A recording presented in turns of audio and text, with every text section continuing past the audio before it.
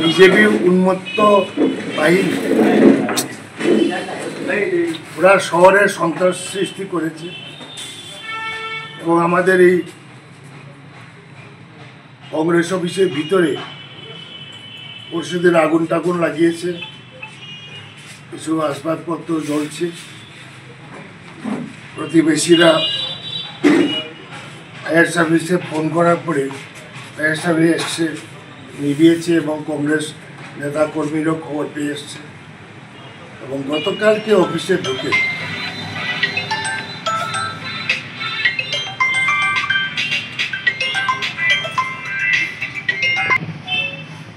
আমাদের যারা কর্মী ছিলেন তাদের মারপিট করেছে এবং একজন কর্মী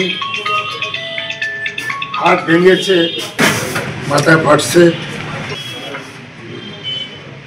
এবং ত্রিপুরার বাইরে শিলচরের চিকিৎসার জন্য পাঠানো হয়েছে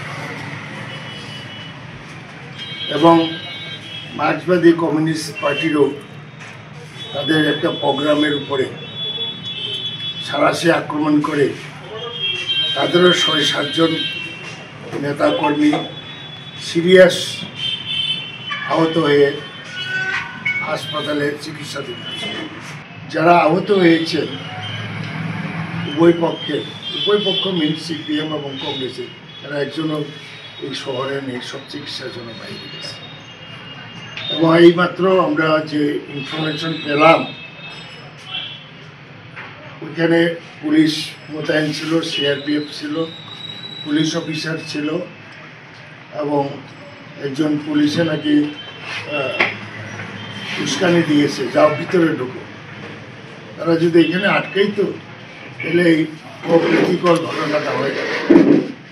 তারা তো খুন করার উদ্দেশ্যে এই কংগ্রেস অফিসে ঢুকছে এবং বিজেপি এখন এখানে আমি মনে করি এরা নেতৃত্বহীন। কিছুদিন আগে কয়েকদিন যাব তাদের শ্রমিক সংগঠনের মধ্যে সংঘর্ষ, তারপরে মানুষ এখানে আতঙ্কিত। এর মধ্যে আবার এরকম পলিটিক্যাল উদ্দেশ্য প্রণোদিতভাবে হামলা করলো, এটা ভাষা এনে আমি কংগ্রেসের পরিষদীয় দলনেতা হিসাবে আমি আজকে মুখ্যমন্ত্রীর কথা বলবো।